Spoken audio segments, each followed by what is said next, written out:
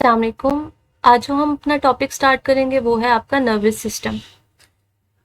Nervous system basically वो system है जो कि आपकी बॉडी में एक्टिविटीज़ को कंट्रोल करता है, चाहे वो वॉलेंट्री हो या आपकी इनवॉलेंट्री एक्टिविटीज़ हों। ये जो भी सिग्नल्स होते हैं उन्हें रिसीव करता है, एनालाइज करता है और उसके अकॉर्डिंग पर्टिकुलर रिस्पॉन्स जनरेट करने की इंफॉर्मेशन सेंड करता है। ठीक है, तो बेसिकली जो नर्वस सिस्टम है उसे हम दो पार्ट्स में डिवाइड करते हैं। एक आ जाता है आपका सेंट्रल नर्वस सिस्टम, एक आता है peripheral nervous system. Central nervous system में आपके पास ब्रेन आ जाता है और स्पाइनल कॉर्ड आ जाता है। ठीक है, और पेरिफेरल नर्वस सिस्टम में आपकी मोटर नर्व्स और सेंसरी नर्व्स आ जाती हैं। पेरिफेरल नर्वस सिस्टम का काम है कि सिग्नल आपका ब्रेन तक लेके आना और लेके जाना। ठीक है, तो इसमें सेंसरी नर्व्स और मोटर नर्व्स आती हैं। सेंसरी का काम होता है सिग्नल आपके ऑर्गन से ब्रेन तक लेके जाना और मोटर का काम होता है ब्रेन से सिग्नल वापस से आपकी लिम्स तक या इफेक्टर ऑर्गन्स तक लेके जाना। अब मोटर नर्व्स को हम फर्दर सोमैटिक और ऑटोनॉमिक नर्वस सिस्टम में डिवाइड करते हैं। सोमैटिक में आपके आते हैं वॉलेंट्री एक्शंस जिन्हें आप खुद कंट्रोल कर सकते हैं, और ऑटोनॉमिक क्या होते हैं, जो ऑटोमेटिक रिस्पॉन्सेज आपकी बॉडी करती है इवन दो कि आप सोए होते हैं तब। उसमें आपके बेसिकली तीन पार्ट्स आ जाते हैं ऑटोनॉमिक नर्वस सिस्टम में। एक सिंपैथेटिक, एक पैरासिम्पैथेटिक और एक आपका इंटेरिक नर्वस सिस्टम, जो कि हमने आपके प्रीवियस चैप्टर्स में डिस्कस किया था, आपके जीआईटी वाले चैप्टर में। अब इसमें जो है सिंपैथेटिक और पैरासिम्पैथेटिक आ जाता है। पैरासिम्पैथेटिक आपका वो सिस्टम होता है जो कि हम नॉर्मल कंडीशन में जो नॉर्मल एक्टिविटीज परफॉर्म कर रहे होते हैं अंडर रेस्ट और डाइजेस्ट कंडीशंस, वो सब इसमें इंक्लूड होती हैं। अब इन एक्टिविटीज में आप देख लें तो जैसे हम नॉर्मली, अभी मैं लेक्चर दे रही हूँ, आप सुन रहे हैं, ठीक है, कोई भी लिख रहे हैं, हम कोई भी वर्क कर रहे हैं अंडर नॉर्मल सर्कमस्टेंसेस, आपकी इस केस में आपका हार्ट बीट नॉर्मल रहता है, आपका रेस्पिरेटरी रेट नॉर्मल रहता है, आपका ब्रीदिंग रेट नॉर्मल रहता है। उसके बाद जो आपकी जीआईटी है वो नॉर्मली वर्क कर रही होती है, उसमें पेरिस्टाल्टिक मूवमेंट चल रही होती हैं, आपके स्फिंक्टर्स ओपन और क्लोज हो रहे होते हैं, आपकी यूरिनरी ब्लैडर में प्रॉपरली कॉन्ट्रैक्शंस हो रही होती हैं। ठीक है, तो ये होती है normal rest and digest condition. जबकि सिंपैथेटिक क्या है, सिंपैथेटिक है आपकी फाइट और फ्लाइट कंडीशन। फाइट और फ्लाइट मतलब इमरजेंसी कंडीशन। जब भी आपकी बॉडी में शिफ्ट आता है from normal state to emergency state, जैसे इफ यू से कि यहाँ पर कोई अर्थक्वेक आ गया या फिर कोई लड़ाई शुरू हो गई या कोई भी आप ऐसे न्यूज़ सुन लेते हैं जिससे आप जो है आपकी एकदम से आपको रिस्पॉन्ड करना है, तो बेसिकली बॉडी ने एक ऐसा मैकेनिज्म बनाया हुआ है कि आप नॉर्मल से जब किसी इमरजेंसी कंडीशन में आते हैं उसमें, ताकि आप प्रॉपरली रिस्पॉन्ड कर सकें, तो आपका जो कंट्रोलर सिस्टम है वो चेंज हो जाता है। ठीक है, तो बेसिकली आपका सिंपैथेटिक नर्वस सिस्टम एक्टिवेट हो जाता है, जो कि आपकी जो वाइटल फंक्शंस हैं और वाइटल ऑर्गन्स हैं उनमें ब्लड सप्लाई को इंक्रीज करवा देता है, और जो आपकी पेरिफेरीज हैं और जिनमें आपकी लेस वाइटल फंक्शंस हैं उनमें उनकी सप्लाई को थोड़ा सा स्लो डाउन कर देता है। ये आपके हार्ट रेट को, आपके ब्रीदिंग रेट को, आपके ब्लड प्रेशर को, इन सब को रेज करता है, ज़्यादा से ज़्यादा ऑक्सीजन को सप्लाई करवाता है, ग्लूकोज को सप्लाई करवाता है towards the muscles, so that आपके ज़्यादा एटीपी जनरेट किए जा सकें और आपको आपके ब्रेन को एनर्जी मिल सके, आपके मसल्स को एनर्जी मिल सके। ठीक है, तो ये जो सारा शिफ्ट आता है फ्रॉम रेस्ट टू इमरजेंसी, ये सारा आता है अंडर सिंपैथेटिक फंक्शन। ठीक है, तो ये बेसिकली आपकी क्या है, ये सारे आपके नर्वस सिस्टम के पार्ट्स हैं। ठीक है, जो आपके डिफरेंट बॉडी फंक्शंस को क्या कर रहे हैं, डिफरेंट बॉडी फंक्शंस को आपके कंट्रोल कर रहे हैं। तो सबसे पहले हम देख लेते हैं अपना सेंट्रल नर्वस सिस्टम, जिसमें हमारे पास ब्रेन और स्पाइनल कॉर्ड आता है। तो सबसे पहले हम ब्रेन को डिस्कस कर लेते हैं। ठीक है, ब्रेन जो है आपका बेसिकली उसको हम तीन हिस्सों में डिवाइड करते हैं। एक आपका फोर ब्रेन आता है, एक मिड ब्रेन आता है और एक आपका हैंड ब्रेन आता है। फोर ब्रेन जो है आपका लार्जेस्ट पार्ट ऑफ ब्रेन है, जो कि आपकी सेरिब्रम और डाइनकेफेलॉन पे डिपेंड करता है। ठीक है, ये जो सेरिब्रम है ये जो है आपका आउटर मोस्ट पार्ट बना रहा है, और जो डाइनकेफेलॉन है ये आपके ऑलमोस्ट मिड में प्रेजेंट होता है। इसमें आपका thalamus, metathalamus, epithalamus, hypothalamus, subthalamus, ये सब इसमें आ जाते हैं।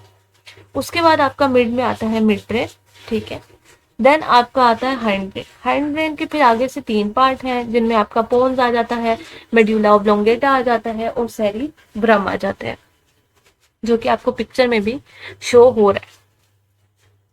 अब इसी के जो आपका हाइपोथैलेमस थैलेमस होता है, इसी के साथ एक ग्लैंड लिंक्ड होता है जिसे हम कहते हैं पिट्यूटरी ग्लैंड, ठीक है। उसके भी आगे फर्दर 2 पार्ट्स हैं, जिनमें आपका पोस्टीरियर पिट्यूटरी आ जाता है, एंटीरियर पिट्यूटरी आ जाता है, ठीक है, और मीडियल पिट्यूटरी भी आ जाता है। अब मिड ब्रेन के हम पार्ट्स देख लेते हैं कि मिड ब्रेन के कौन कौन से पार्ट्स हैं।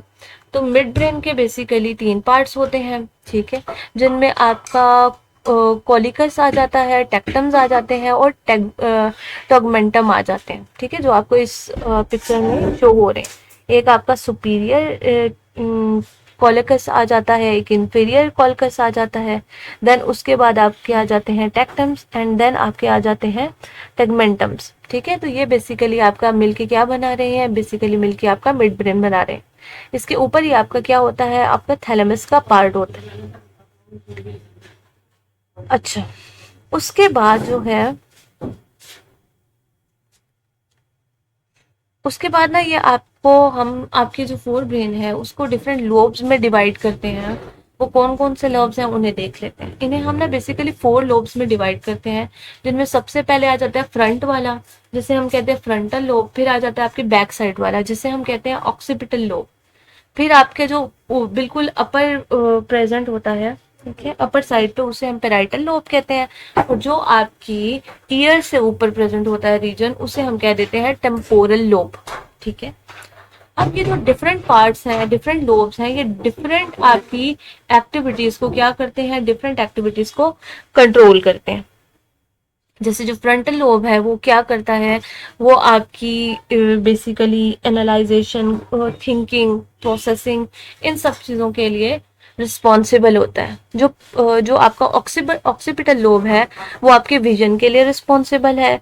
टेम्पोरल लोब जो है आपका स्पीच वगैरह के लिए रिस्पॉन्सिबल है। पेराइटल लोब आपकी मूवमेंट और परसेप्शन के लिए रिस्पॉन्सिबल है। इसी तरह आपका मिड ब्रेन, पोन्स और मेड्यूला ऑब्लोंगेटा मिलके आपका ब्रेन स्टेम बना रहे होते हैं, जो कि आपका जो है हेयरिंग के लिए, बैलेंस के लिए, इन सब के लिए रिस्पॉन्सिबल होते हैं।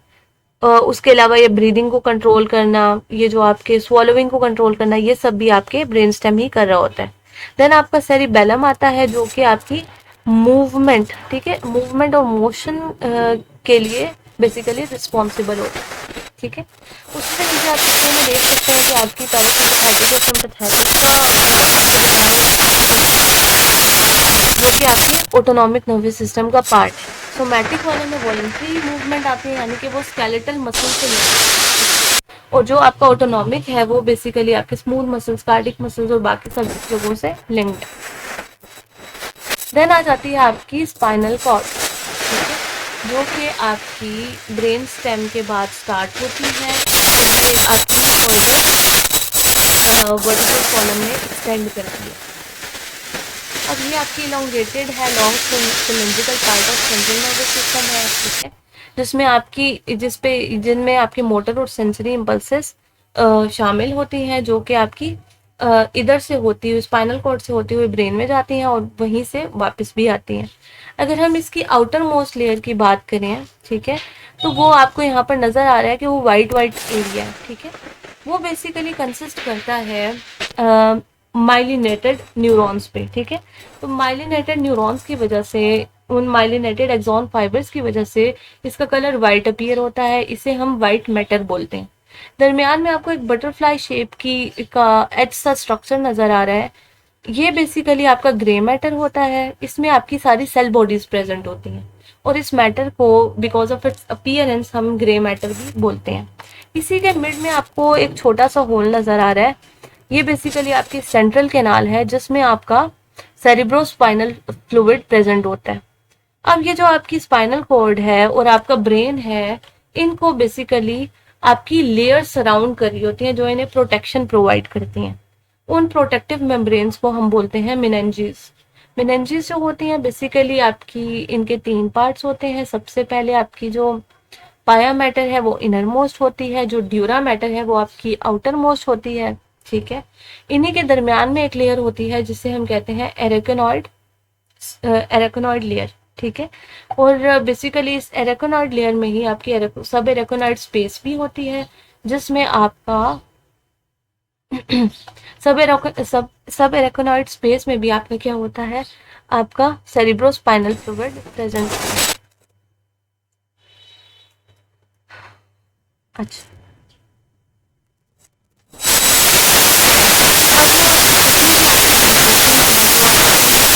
न्यूरॉन्स लेकर आती हैं वो सबसे पहले कहाँ आती हैं, वो आपके स्पाइनल कॉर्ड में आती हैं, तो स्पाइनल कॉर्ड से ब्रेन में जाती हैं, और ब्रेन से जब वापस आती हैं, रिटर्न होती हैं, तो भी स्पाइनल कॉर्ड में जाती हैं।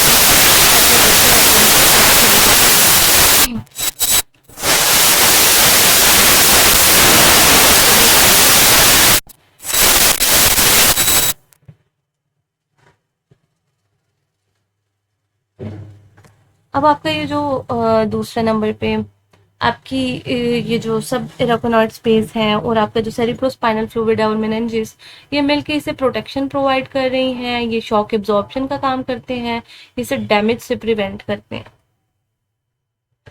अच्छा, अब ये जो पेरिफेरल नर्वस सिस्टम है जिसमें हमने पढ़ा कि ये आपके नर्व पे कंसिस्ट करता है, इसकी बेसिकली दो टाइप्स हैं, यानी कि आपकी नर्व जो होती हैं वो दो टाइप्स की होती हैं, एक होती हैं आपकी क्रैनियल नर्व्स, एक होती हैं आपकी स्पाइनल नर्व्स।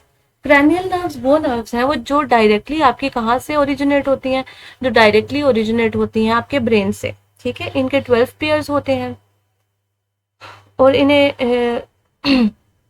और इनमें नर्वस इंटरमीडियस भी आता है, ठीक है। स्पाइनल नर्व्स क्या है, स्पाइनल नर्व्स बेसिकली आपके स्पाइनल कॉर्ड से ओरिजिनेट होती हैं, इनके 31 पेयर है, ठीक है। अब इन्हें वन बाय वन हम डिस्कस करेंगे। स्पाइनल नर्व देखें आप, स्पाइनल कॉर्ड के डिफरेंट रीजन्स दिए हुए हैं और उनसे ये ओरिजिनेट हो रही हैं। जैसे आपकी सबसे पहले जिस तरह हमने वर्टिब्रास पढ़ी थी आपके स्केलेटल सिस्टम में, ठीक है, उसी में ये है कि आपका सबसे पहले सर्वाइकल वर्टिब्रास, सर्वाइकल वाला पोर्शन आता है आपके स्पाइनल कॉर्ड का, और सर्वाइकल पोर्शन से आपकी C1 से लेकर C8 तक आपकी क्रैनियल स्पाइनल नर्व्स ओरिजिनेट होती हैं। अब देखें C1 से लेकर C4 तक आपकी ब्रीदिंग को कंट्रोल कर रही हैं, C2 वाली आपकी हेड और नेक मूवमेंट को कंट्रोल कर रही है, C4 से C6 आपकी हार्ट रेट को कंट्रोल करती है, C5 वाली आपकी शोल्डर मूवमेंट को, उसके बाद C6 और C7 जो है आपकी रिस्ट और एल्बो मूवमेंट को कंट्रोल करती हैं, C7 से T1 तक जो है आपकी वो आपकी हैंड और फिंगर मूवमेंट को कंट्रोल करती हैं। देन आ जाती हैं आपकी थोरेसिक क्रैनियल नर्व्स जिनमें आपके T1 से T12 आती हैं, और ये बेसिकली आपकी सिंपैथेटिक एक्टिविटी को रेगुलेट कर रही होती हैं और आपके जो ट्रंक है उसकी स्टेबिलिटी को, ठीक है। देन आपकी आ जाती हैं लंबर वाली, लंबर आती है L1 से L5 तक, ठीक है। अब इनमें जो T11 से लेकर आपकी L2 है, ये आपकी इजैकुलेशन और हिप मोशन के लिए रिस्पॉन्सिबल है। जो L3 है वो नी एक्सटेंशन के लिए रिस्पॉन्सिबल है। L4 से लेकर S1 तक ये आपकी फुट मूवमेंट के लिए रिस्पॉन्सिबल है। L5 वाली नी फ्लेक्शन के लिए रिस्पॉन्सिबल है। उसके बाद आ जाती है आपकी सेक्रल वाली जो S1 से S5 तक है, ठीक है, जिनमें से S2 से S4 जो है पीनियल सिक्रीशन के लिए रिस्पॉन्सिबल है, और S2 से S3 तक जो है आपकी बाउल गॉल ब्लेडर एक्टिविटी के लिए रिस्पॉन्सिबल है। इसके बाद आपकी एक और आती है कॉक्सिजल नर्व, ठीक है, वो यहाँ पर मेंशन नहीं है, वो आप लिख लें। वो आती है, वो एक नर्व ओरिजिनेट होती है जो कॉसेक्स रीजन से होती है, जिसे हम कॉक्सिजल नर्व बोलते हैं। अच्छा, ये आगे सारी आपकी स्पाइनल नर्व्स। उसके बाद आ जाते हैं क्रैनियल नर्व्स। क्रैनियल नर्व्स हमने बोला कि 12 पेयर्स हैं। अब इनका जो नंबर है ना, जैसे जो जिसका नंबर 10 है उस नंबर को हम चेंज नहीं कर सकते, ठीक है, वो 10 पे ही आएगी। अब इसमें सबसे पहले आपकी आती है ऑल्फैक्टरी। ऑल्फैक्टरी जो है ऑल्फैक्शन से ड्राइव हुआ है वर्ड, जो कि आपका है स्मेलिंग का प्रोसेस है, ठीक है, जो कि आपके नोट से लिंक है। तो ऑल्फैक्टरी वाली बेसिकली रिस्पॉन्सिबल किस चीज़ के लिए है, ये आपकी स्मेल के प्रोसेस के लिए रिस्पॉन्सिबल है। देन आ जाती है सेकंड पे आपकी ऑप्टिक।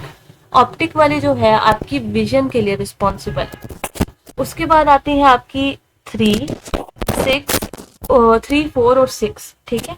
5 वाली इसमें इंक्लूडेड नहीं है, 3, 4, 6 इसलिए है क्योंकि ये सारी ना आई मूवमेंट के लिए रिस्पॉन्सिबल है, जिनमें ऑक्यूलोमोटर, एब्ड्यूसेंट और ट्रॉक्लिया आती है, ठीक है। तो इसीलिए इन्हें कंबाइनली लिखा हुआ है। उसके बाद फिफ्थ पे आपकी आ जाती है ट्राइजेमिनल। ट्राइजेमिनल के दो पार्ट होते हैं, एक सेंसरी और एक मोटर। अब ये जो है इस ये आपके सर्टेन पार्ट्स ऑफ फेस को क्या कर रही होती है, कवर कर रही होती है और उसको कंट्रोल कर रही होती है। उसके बाद जो आपकी आती है 7 पे, वो आती है आपकी फेशियल नर्व। फेशियल नर्व भी आपकी फेस में आपकी फेस में एक्सटेंड कर रही होती है और डिफरेंट मूवमेंट को कंट्रोल करती है। देन आपकी 8 पे आ जाती है ऑडिटरी। ऑडिटरी को हम बेसिकली वेस्टिब्यूलो कॉक्लियर नर्व भी बोलते हैं, जो कि आपकी हियरिंग हियरिंग के लिए रिस्पॉन्सिबल होती है, हियरिंग और मूवमेंट बैलेंस के लिए। उसके बाद आपकी आ जाती है 9 नंबर पे ग्लोसोफेरेंजियल, जो आपकी टंग मूवमेंट और नेक के मसल्स में इनरवेट कर रही होती है। अच्छा, उसके बाद आपकी आ जाती है 10 पे। 10 पे आपकी आती है वेगस। वेगस ने बहुत सारे आपके ऑर्गन्स को इंटरलिंक किया होता है, ठीक है। ये बहुत ही मेजर आपकी नर्व है, जिसने ईयर्स को, लंग्स को, आपकी जीआईटी को, आपके हार्ट को, इन सब में इसकी इनर्वेशंस प्रेजेंट होती हैं। उसके बाद आपकी 11 नंबर पे आ जाती है एसेसरी, जिसने आपकी नेक में जो आपके मसल्स होते हैं उनके साथ लिंक्ड होती है। और आफ्टरवर्ड्स आपकी आ जाती है हाइपोग्लॉसल, जिसने आपकी बिलो जो आपकी टंग के मूवमेंट के लिए रिस्पॉन्सिबल होती है। अच्छा, ये सारी नर्व कौन सी थी? ये सारी नर्व्स थी आपकी क्रैनियल नर्व्स। उसके बाद हम देख लेते हैं autonomic nervous system. Autonomic nervous system में हमने थोड़ा सा हमने इसे डिस्कस किया है कि इसमें सिंपैथेटिक सिस्टम और पैरासिम्पैथेटिक सिस्टम होता है, ठीक है। एक रेस्ट और डाइजेस्ट है, एक इमरजेंसी है। अब हमने ये यहाँ पर देखना है कि सिंपैथेटिक में आपकी किस ऑर्गन पे क्या इफेक्ट आता है और पैरासिम्पैथेटिक में आपके किस ऑर्गन पे क्या इफेक्ट आ रहा है। सबसे पहले मैंने बताया था आपको कि जो सिंपैथेटिक होता है उसमें आपके ब्लड फ्लो को वाइटल ऑर्गन्स की तरफ इंक्रीज कर दिया जाता है, और जो पेरिफेरीज होती हैं या लेस वाइटल फंक्शंस होते हैं उन्हें थोड़ा सा डिले कर दिया जाता है। अब पैरासिम्पैथेटिक में जो आपकी प्यूपिल्स हैं वो कंस्ट्रिक्टेड होती हैं, जबकि सिंपैथेटिक में आपकी प्यूपिल डायलेट कर दी जाती है, सो दैट आपकी जो लॉन्ग साइटनेस है उसको इम्प्रूव किया जा सके। आप उसके बाद स्टिम्युलेशन ऑफ टीयर ग्लैंड देखें तो पैरासिम्पैथेटिक में आपके टीयर प्रोड्यूस होते हैं, जबकि आपके सिंपैथेटिक डिवीजन में टीयर प्रोड्यूस नहीं होंगे। सलाइवरी सिक्रेशन को देखें तो आपकी स्ट्रॉन्ग स्टिम्युलेशन होती है, जो है वाटरी सलाइवा आपका प्रोड्यूस होता है पैरासिम्पैथेटिक में, जबकि जो है इन केस ऑफ सिंपैथेटिक आपकी वीक स्टिम्युलेशन होती है और सलाइवरी फ्लो जो है वो डिक्रीज करता है। उसके बाद अगर हम हार्ट रेट को देखें तो हार्ट बेसिकली पैरासिम्पैथेटिक में नॉर्मल आपका हार्ट रेट चलेगा, डायलेटेड आपकी आर्टरियोल्स हों, जबकि आपके सिंपैथेटिक में आपकी हार्ट बीट को इंक्रीज कर दिया जाएगा, उसे एक्सेलरेट किया जाएगा और आर्टरियोल्स को कंस्ट्रिक्ट किया जाएगा, ठीक है। As a result of which आपका ब्लड प्रेशर भी रेज करेगा। लंग्स की बात करें तो लंग्स में जो ब्रोंकाई होते हैं पैरासिम्पैथेटिक में उनकी कंस्ट्रिक्शन होती है, ठीक है, जबकि आपके सिंपैथेटिक में उसकी डायलेशन होती है, सो दैट आपकी रिस्पायरेटरी रेट को भी इम्प्रूव किया जा सके और ज़्यादा से ज़्यादा ऑक्सीजन की डिमांड को पूरा किया जा सके। आपकी अगर जीआईटी की बात करें, आपकी स्टमक की मोटिलिटी सिक्रीशंस, पैंक्रियाटिक सिक्रीशंस, वो सब नॉर्मल होती हैं पैरासिम्पैथेटिक के केस में, जबकि सिंपैथेटिक के केस में उन सबको क्या किया जाता है, इनहिबिट कर दिया जाता है। Same as that for intestines, ठीक है। और ब्लेडर, ब्लेडर की कॉन्ट्रैक्शंस वगैरह को भी आपकी पैरासिम्पैथेटिक में क्या किया जाता है, पैरासिम्पैथेटिक में उसे स्टॉप किया जाता है और सिंपैथेटिक में उसे क्या किया जाता है, रिलैक्स कर दिया जाता है।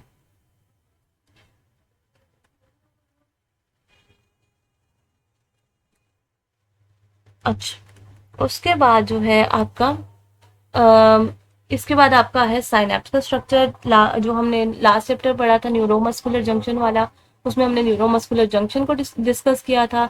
अब हमने ना मैंने आपको बताया था कि साइनेप्स को हम डिटेल में नेक्स्ट चैप्टर में पढ़ेंगे। तो अब आपने एक बात याद रखनी है कि जो ये साइनेप्स होता है ना, ये सिर्फ नर्व और मसल के दरमियान में नहीं होता, ये नर्व और नर्व के दरमियान में भी होता है। अब जितना हमने न्यूरॉन का स्ट्रक्चर पढ़ा था, जिसमें हमने डेंड्राइट, एक्सॉन और आपका जो था सेल बॉडी पड़ी थी, ठीक है, ये सब आपस में ना एक दूसरे के साथ जंक्शंस बना सकते हैं। यानी कि एक अगर न्यूरॉन का सेल बॉडी है और दूसरे का आपका एक्सॉन है, तो वो आपस में बना सकते हैं जंक्शंस, यानी कि साइनैप्स। इसी तरह एक्सॉन एक्सॉन बना सकते हैं, डेंड्राइट डेंड्राइट बना सकते हैं, डेंड्राइट एक्सॉन बना सकते हैं, डेंड्राइट सेल बॉडी बना सकती है, सेल बॉडी के साथ बना सकती है, ठीक है। तो ये सारे जंक्शंस पॉसिबल हैं, और ये सारे जंक्शंस आपकी डिफरेंट बॉडी के डिफरेंट लोकेशंस में प्रेजेंट होते हैं, ठीक है। तो साइनैप्स बेसिकली बोलते हैं यूनियन को। ये एक जंक्शन होता है बिटवीन टू पॉइंट्स। ये न्यूरॉन न्यूरॉन के दरमियान में भी होता है, ठीक है, और ये न्यूरॉन और मसल के दरमियान में भी होता है, ठीक है। ये आपको यहाँ पर स्ट्रक्चर नजर आएगा। अब जो आपकी न्यूरॉन होती है, जो फर्स्ट न्यूरॉन होती है, अपर न्यूरॉन, ठीक है, उधर से सिग्नल आता है, और जो आपकी सेकंड न्यूरॉन होती है उसको स्टिम्युलेट कर देता है, ठीक है। सबसे पहले सिग्नल आपको पता है रिसीव करते हैं आपके डेंड्राइट, डेंड्राइट से आते हैं सेल बॉडी में, और सेल बॉडी से आपके आ जाते हैं एक्सॉन में, ठीक है, और एक्सॉन से एक्सॉन टर्मिनल। तो ये जो अपर आपको स्ट्रक्चर बना हुआ है, ये आपका किसका, ये एक्सॉन टर्मिनल का स्ट्रक्चर है। ये जो साइनैप और दरमियान में जो स्पेस है, वाइट वाइट स्पेस आपको नजर आ रही है, ये आपका साइनैप्स है, या साइनेप्टिक क्लेफ्ट है, या साइनेप्टिक कैविटी भी इसे बोलते हैं। और उसके बाद है आपका सेकंड न्यूरॉन, ठीक है। जो फर्स्ट न्यूरॉन होता है साइनेप्स से पहले, उसे हम कहते हैं प्री साइनेप्टिक न्यूरॉन, ठीक है। जो साइनेप्स के बाद आता है उसे हम बोलते हैं पोस्ट साइनेप्टिक न्यूरॉन। अब ये जो आपको न्यूरॉन्स हैं, ये जो एक्सॉन टर्मिनल है, इसमें क्या होते हैं, इसमें वेसिकल्स प्रेजेंट होते हैं, यानी कि बॉल्स प्रेजेंट होती हैं, जिनके अंदर केमिकल्स प्रेजेंट होते हैं। अब ये जो केमिकल्स हैं बेसिकली, ये इन्हें हम क्या कहते हैं, इन्हें हम बोलते हैं न्यूरोट्रांसमीटर्स। ये न्यूरोट्रांसमीटर क्या करते हैं, न्यूरोट्रांसमीटर बेसिकली आपके एक न्यूरॉन से रिलीज होते हैं साइनैप्स में, और साइनैप्स से होते हुए आपकी जो दूसरी न्यूरॉन है उसमें जो रिसेप्टर प्रेजेंट होते हैं उन पर जाकर बाइंड करते हैं, और इसी तरह से एक न्यूरॉन से दूसरे न्यूरॉन एक्टिवेट हो जाती है। अगर तो ये न्यूरोट्रांसमीटर नहीं होंगे तो आपका फिर ट्रांसमिशन पॉसिबल नहीं है। तो बेसिकली क्या है कि आपके एक जो आपका प्री साइनेप्टिक न्यूरॉन है वो न्यूरोट्रांसमीटर रिलीज करेगा बाय एक्सोसाइटोसिस, और पोस्ट साइनेप्टिक न्यूरॉन जो है उस पे रिसेप्टर होगा जहां पर वो आकर बाइंड करेगा। अब यहाँ पर जो होते हैं आपके एक्सॉन टर्मिनल, उसमें माइटोकॉन्ड्रिया भी अच्छी खासी क्वांटिटी में होते हैं, सो दैट एटीपी को जनरेट किया जा सके, ठीक है। जैसे ही एक्शन पोटेंशियल आता है, एक्शन पोटेंशियल का मतलब है कि आपका सेल हुआ एक्टिवेट, ठीक है, सेल एक्टिवेट हुआ। जब ये एक्शन पोटेंशियल आपके एक्सॉन टर्मिनल तक आता है, तो यहाँ पर जो कैल्शियम चैनल्स होते हैं प्लाज्मा मेम्ब्रेन के ऊपर, वो हो जाते हैं ओपन। उधर से कैल्शियम मूव करता है इनसाइड दी एक्सॉन टर्मिनल, और उस मूवमेंट की वजह से ये जो आपकी वेसिकल्स होती हैं ये जाकर ये आपकी बिल्कुल आपकी एक्सॉन टर्मिनल पे चली जाती हैं, और वहां पे एक्सोसाइटोसिस का प्रोसेस होता है और न्यूरोट्रांसमीटर रिलीज हो जाते हैं। न्यूरोट्रांसमीटर जैसे ही रिलीज होगा वो जाकर पोस्ट साइनेप्टिक मेम्ब्रेन के रिसेप्टर पे बाइंड करेगा और उसमें एक्शन पोटेंशियल को जनरेट करवा देगा, ठीक है। अब वो एक्टिव तो हो गया, लेकिन हमेशा तो उसने एक्टिव नहीं रहना। तो बेसिकली होता ये है कि कुछ टाइम के बाद जो आपका न्यूरोट्रांसमीटर है उसके पास कोई एंजाइम आता है, उसकी ब्रेकडाउन करवाता है, ताकि जैसे ही उसकी ब्रेकडाउन होती है वो रिसेप्टर से डी अटैच हो जाता है, या तो उस न्यूरोट्रांसमीटर को मेटाबोलाइज कर दिया जाता है, या फिर जो आपका प्री साइनेप्टिक न्यूरॉन था वो उसकी रीअपटेक कर लेता है, यानी कि उसे दोबारा अपने अंदर ले लेता है और दोबारा से न्यूरोट्रांसमीटर की फॉर्मेशन करवाता है और दोबारा से वेसिकल्स बनाता है, और ये प्रोसेस फिर कंटिन्यूअली चलता रहता है, ठीक है। तो इसी तरह से आपकी जो है पूरी बॉडी में नर्व की कंडक्शन और नर्व का वो सॉरी इम्पल्स की कंडक्शन और इम्पल्स का ट्रांसफर किया जाता है, ठीक है। तो स्ट्रक्चर ऑफ साइनैप्स में हमारे पास प्री साइनेप्टिक टर्मिनल है, साइनेप्टिक क्लेफ्ट है, और receptor site on post synaptic receptor या पोस्ट साइनेप्टिक जो रिसेप्टर्स प्रेजेंट होते हैं वो होते हैं, ठीक है। क्लासिफिकेशन देखें तो आपकी फंक्शन के बेसिस पे भी आती है और एनाटॉमिकली भी आती है। फंक्शन की बेसिस पे देखें तो केमिकल ट्रांसमिशन होती है, इलेक्ट्रिकल ट्रांसमिशन होती है और मिक्स्ड साइनेप्सिस होते हैं। केमिकल ट्रांसमीटर तो आप ट्रांसमिशन तो आपके न्यूरोट्रांसमीटर से होती है। जो आपकी इलेक्ट्रिकल होती है उसमें ये होता है कि जो आपकी दो न्यूरॉन्स होती हैं उनके दरमियान में गैप बहुत ही कम होता है। इतना कम होता है कि जो आपकी एक जो न्यूरॉन है उसमें जो इलेक्ट्रिकल चेंजेस आ रहे हैं, जो पोटेंशियल जनरेट हो रहा है, वही आपके दूसरे न्यूरॉन में भी उसमें भी शिफ्ट करवा देता है। ठीक है, तो बेसिकली ये होता है आपका इलेक्ट्रिकल ट्रांसमिशन। जबकि जो आपकी केमिकल है उसमें थोड़ी स्पेस ज़्यादा होती है साइनेप्स में, और वहाँ पे केमिकल रिलीज होता है और केमिकल दूसरे सेल को जाकर एक्टिवेट करता है। और कुछ ऐसे आपके होते हैं ये जंक्शंस जिधर आपकी बोथ ट्रांसमिशन हो रही होती है, केमिकल ट्रांसमिशन भी हो रही होती है और इलेक्ट्रिकल ट्रांसमिशन भी हो रही होती है। दूसरी अगर हम एग्जांपल इसमें देखें जो आपके हैं एनाटमी के बेस पे, तो उसमें आपके आ जाते हैं डिफरेंट जंक्शन। जिस तरह मैंने बताया कि सेल बॉडी के साथ बना सकती है, डेंड्राइट बना सकते हैं, डेंड्राइट सोमैटिक के साथ बना सकते हैं। ठीक है, तो सारे जंक्शन पॉसिबल है। यहाँ पे आपको एक्सोएक्सोनिक, एक्सोसोमैटिक, डेंड्रोसोमैटिक और सोमैटोसोमैटिक की एग्जाम्पल दी हुई है। सोमैटिक मतलब सेल बॉडी ने सेल बॉडी के साथ बनाया, डेंड्रोसोमैटिक डेंड्राइट ने सेल बॉडी के साथ बनाया, एक्सोसोमैटिक में एक्सॉन ने आपकी सेल बॉडी के साथ बनाया, और एक्सोएक्सोनिक में एक्सॉन ने एक्सॉन के साथ साइनेप्स बनाया। ठीक है, तो ये यहाँ पर आपको पिक्चर में नजर भी आ रहे हैं। उसके बाद न्यूरोट्रांसमीटर है। न्यूरोट्रांसमीटर हमने डिस्कस किया है कि ये एक ऐसा केमिकल होता है जो प्री साइनेप्टिक न्यूरॉन रिलीज करता है या प्री साइनेप्टिक टर्मिनल से रिलीज होता है इनटू दी साइनेप्टिक लेफ्ट, और ये क्या करता है, पोस्ट साइनेप्टिक न्यूरॉन पर जाकर बाइंड करता है उधर रिसेप्टर साइड पे और उसको एक्टिवेट कर देता है उसमें, यानी कि पोटेंशियल डिफरेंस को चेंज करवाता है। क्योंकि ये कुछ गेट्स, या तो ये कोई गेट ओपन करवा देगा, ये कोई गेट क्लोज करवा देगा। अगर इसके टाइप देखें तो इसमें एसिटाइलकोलिन आता है, एक्साइटेटरी में आपके ग्लूटामेट, एस्पर्टेट आते हैं, इनहिबिटरी में आपके ग्लाइसिन आ जाते हैं। पॉलीपेप्टाइड्स में देखें तो आपकी एडीएच, सोमेटोट्रोफिन, ये आपके ऑक्सीटोसिन, गैस्ट्रिन है, टीआरएच है, जीआरएच है, सीसीके है, ग्लूकागॉन है, सिक्रेटिन, मोटिलिन, ये सब आ जाते हैं। अमाइंस में देखें तो डोपामिन, नोरेपिनेफ्रिन, एपिनेफ्रिन आते हैं, हिस्टामिन और सेरोटोनिन। ठीक है, अब on the basis of their chemical nature इनको हमने क्लासिफाई किया हुआ है, ये आप देख सकते हैं यहाँ पर कि अमाइनो एसिड्स में, मोनो अमाइंस में, सॉल्युबल गैसेस, एसिटाइलकोलिन और न्यूरोपेप्टाइड्स में हमने इन्हें डिवाइड किया हुआ है।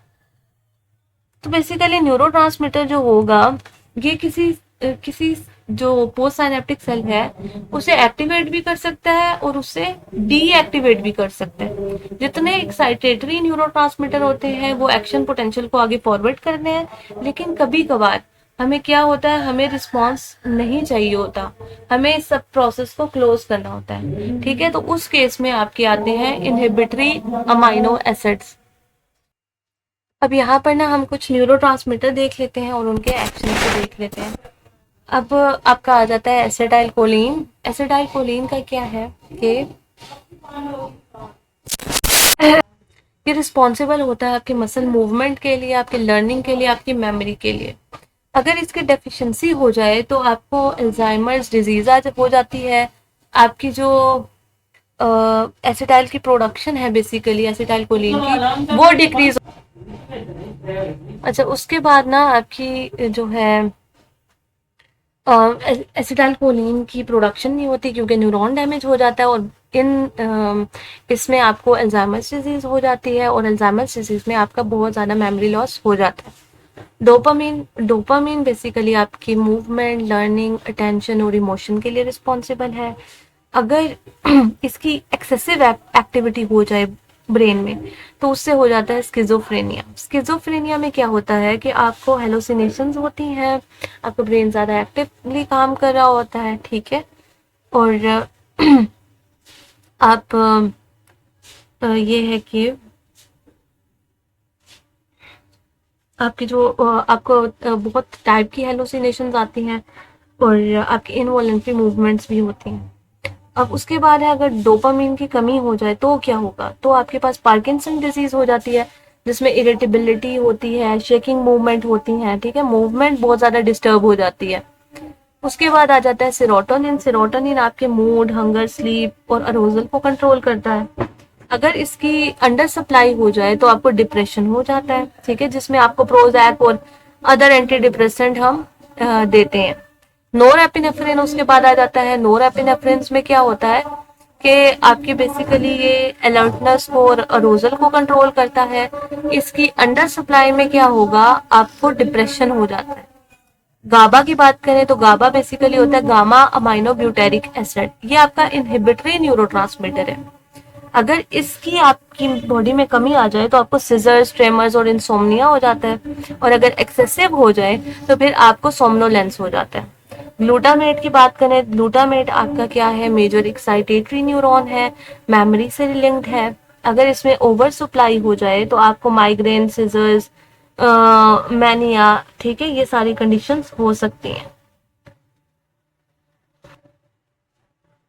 उसके बाद जो है आपके क्या आ जाते हैं, आपके रिसेप्टर्स आ जाते हैं। रिसेप्टर्स बेसिकली ऐसे मॉलिक्यूल्स होते हैं जिन पे कोई भी लाइगेंड आके बाइंड करता है और वो क्या करते हैं, वो as a result of binding upon कोई स्ट्रक्चरल या केमिकल चेंजेस करते हैं और कोई रिस्पॉन्स प्रोड्यूस करते हैं, ठीक है। स्पेशलाइज्ड नर्वस टिश्यू हैं, एक्सट्रीमली सेंसिटिव होते हैं और इंटरनल और एक्सटर्नल कंडीशंस में चेंज को डिटेक्ट करते हैं। उसके बाद सेरिब्रोस्पाइनल फ्लूइड, ये हम ऑलरेडी भी डिस्कस कर चुके हैं। ये बेसिकली जो आपका सेरिब्रोस्पाइनल फ्लूइड होता है, इसकी जो प्रोडक्शन है बेसिकली आपके वेंट्रिकल्स में होती है। वो वेंट्रिकल्स जो आपके ब्रेन में प्रेजेंट है, जिनमें आपका थर्ड वेंट्रिकल और फोर्थ वेंट्रिकल आता है, इधर से इसकी प्रोडक्शन होती है। फिर ये आपकी जो है सेंट्रल कैनाल में आपकी जो सबएराकोनाइड स्पेस है उस सब में ये प्रेजेंट होता है और आपकी प्रोटेक्शन का काम करता है, एज वेल एज आपकी जो जितनी भी सप्लाई होती है, न्यूट्रिशनल सप्लाई होती है ब्रेन्स को, स्पाइनल कॉर्ड को, वो ये सप्लाई प्रोवाइड करता है। ये ट्रांसपेरेंट सा, कलरलेस सा फ्लूइड होता है, ठीक है, और शॉक एब्जॉर्प्शन का भी ये काम करता है, ठीक है। ये आप इसका स्ट्रक्चर, ये आप स्ट्रक्चर देख सकते हैं और ये जो ब्लू ब्लू आपको नजर आ रहा है ये बेसिकली आपके CSF को ही रिप्रेजेंट कर रहा है।